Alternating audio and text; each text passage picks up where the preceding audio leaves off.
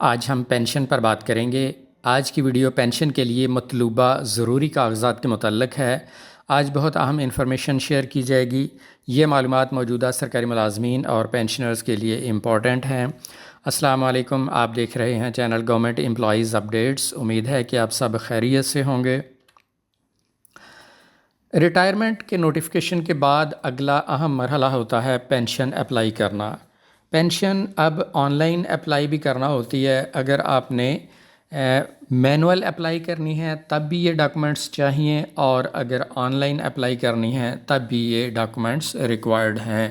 تو یہ نوٹ فرما لیں، سرکاری ملازمین جن کی ریٹائرمنٹ نزدیک ہے یا باقی ملازمین بھی، انہیں ان چیزوں کا علم ہونا چاہیے، پہلے سے معلوم ہونا چاہیے کہ کون سے ڈاکومنٹس امپورٹنٹ ہیں، ہمیں کون سے ڈاکومنٹس اپنے ریکارڈ میں محفوظ رکھنے چاہیے، بنوا لینے چاہیے۔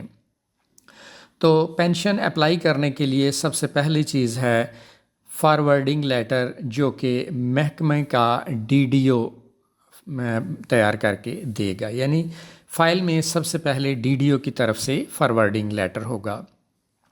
اس کے بعد شناختی کارڈ کی کاپیاں ہوں گی، وہ بھی DDO سے اٹیسٹڈ ہوں گی۔ اس کے بعد پاسپورٹ سائز تصاویر لگیں گی۔ پینشنر کے لیے جس نے پینشن اپلائی کرنی ہے اس کی پاسپورٹ سائز تصاویر چاہیے۔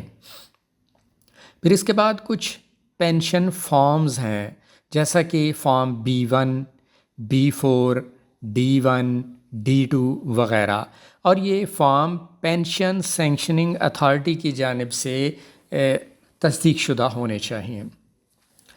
یہاں پر پینشن سینکشننگ اتھارٹی یعنی پینشن منظور کرنے والی اتھارٹی کو PSA مختصراً لکھا گیا۔ اس کے بعد اگلا ڈاکومنٹ ہے لسٹ آف فیملی ممبرز، اور اسے بھی ویریفائی کرے گا PSA یعنی پینشن سینکشننگ اتھارٹی۔ پھر اس کے بعد آ گیا جی FRC کی کاپی، جو کہ نادرا جاری کرتا ہے، اور یہ بھی DDO سے تصدیق شدہ ہونے چاہیے۔ پھر اس کے بعد آ گیا آپشن فار کمیوٹیشن۔ یہ آپشن دی جاتی ہے کہ کتنے فیصد پینشن آپ نے کمیوٹ کروانی ہے۔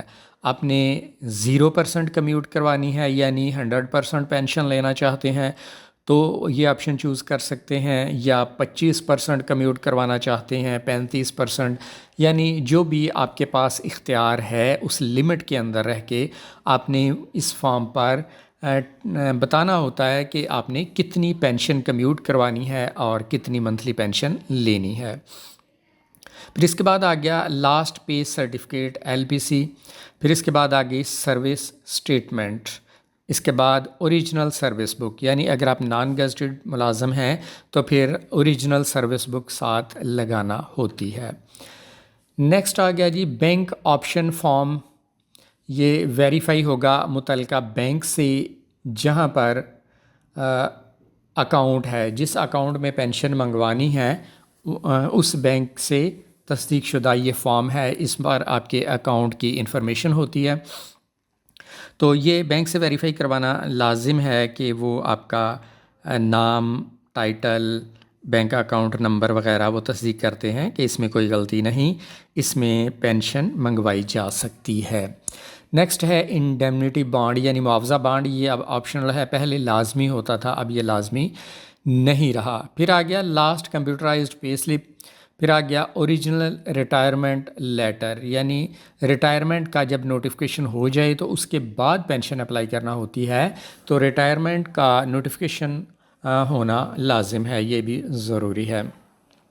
پھر اس کے بعد ہے کہ اگر میڈیکل گراؤنڈز پر ریٹائرمنٹ لی ہے تو پھر میڈیکل سرٹیفکیٹ یا ڈسیبلٹی سرٹیفکیٹ ہوگا، اور اس کے علاوہ ہے جی نان میرج یا نو میرج سرٹیفکیٹ اسے کہتے ہیں۔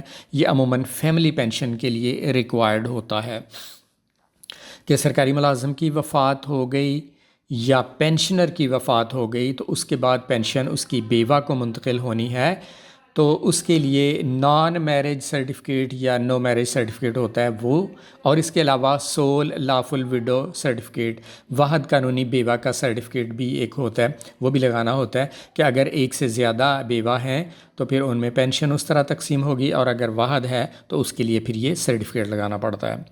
پھر اس کے بعد آ گیا جی no regular source of income. Pension sanctioning authority کی طرف سے تصدیق شدہ ہوگا کہ باقاعدہ ذریعہ آمدن نہیں ہے۔ Reason for late submission of more 3 years, اگر 3 سال سے زیادہ کا عرصہ گزر گیا اس کے بعد پینشن اپلائی کر رہے ہیں تو اتنا لیٹ ہونے کی وجہ بیان کرنا پڑتی ہے۔ 3 سال کے عرصہ کے دوران اپلائی کر سکتے ہیں، اگر 3 سال سے زیادہ کا عرصہ گزر گیا پھر بھی اپلائی کر سکتے ہیں، پینشن ملے گی، حق ہے، لیکن ساتھ وجہ بیان کرنا ضروری ہے پھر کہ لیٹ کیوں اپلائی کر رہے ہیں۔ پھر اس کے بعد آ گیا کمپیوٹرائزڈ ڈیتھ سرٹیفکیٹ کی کاپیاں، کہ اگر سرکاری ملازم کی ڈیتھ ہو گئی تھی یا پینشنر کی ڈیتھ ہو گئی تو اس کے کمپیوٹرائزڈ ڈیتھ سرٹیفکیٹ کی کاپی ساتھ لگانا، اور بعض معاملات میں اگر طلاق ہوئی تو کمپیوٹرائزڈ طلاق کے سرٹیفکیٹ کی کاپیاں۔ یہ چیزیں کچھ آپشنل ہیں، اگر اپلائی ہوتی ہیں تو یہ سرٹیفکیٹ یہ ڈاکومنٹ ساتھ لگانے ہیں۔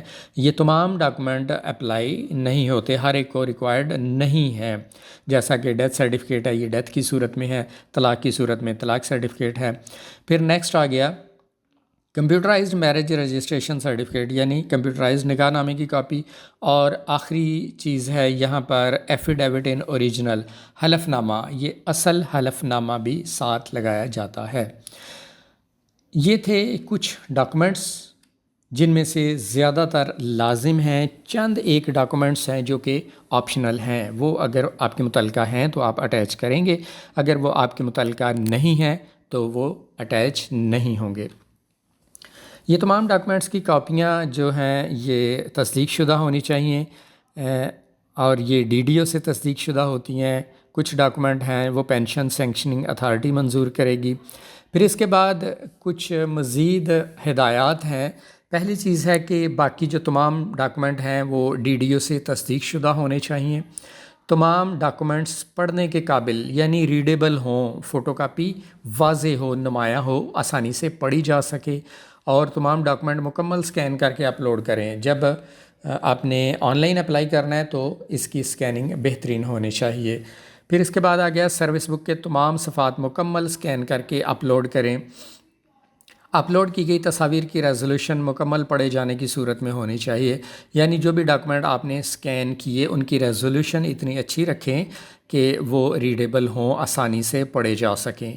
نمبر 6 پر ہے واٹس ایپ سے موصول شدہ تصاویر اپلوڈ کرنے سے اجتناب کیجیے۔ اس کی وجہ یہ ہے کہ واٹس ایپ میں یہ فیچر شامل ہے کہ جب آپ واٹس ایپ سے کوئی فوٹو سینڈ کرتے ہیں، کسی کو کوئی ڈاکومنٹ سینڈ کرتے ہیں تو واٹس ایپ اس کو کمپریس کرتا ہے، اس کا سائز کم کر دیتا ہے، جس کی وجہ سے اس کی کوالٹی کمپرومائز ہو جاتی ہے، کوالٹی کم ہو جاتی ہے۔ اس لیے واٹس ایپ کو یوز نہ کریں، سکین کر کے اپلوڈ کریں۔